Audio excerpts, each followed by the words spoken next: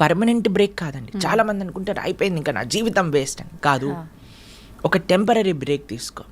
ఒక దగ్గరికి వెళ్ళు, ఒక ఆశ్రమానికి వెళ్ళు, ఒక క్వైట్ ప్రదేశానికి వెళ్ళు, ఫోన్ కట్ చేసేయి, నీతో నువ్వు గడుపు, ఒక మెడిటేషన్ చెయ్యి, నామజపం చెయ్యి, ఒక ఆశ్రమానికి వెళ్ళి సేవ చెయ్యి. ఎప్పుడైతే నువ్వు ప్రపంచంలో ఉండే కష్టాలు ఎప్పుడైతే చూస్తావో, మా ఆశ్రమానికి వస్తే ప్రతిరోజు అక్కడ అన్నదానం జరుగుతుంది.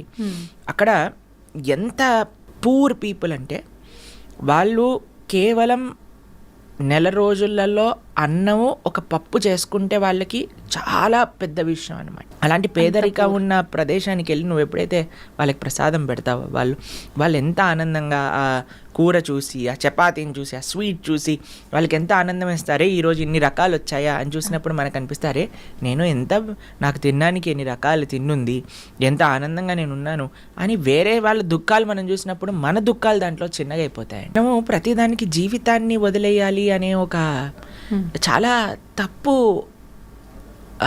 ధోరణిలో ప్రపంచం వెళ్తుందండి.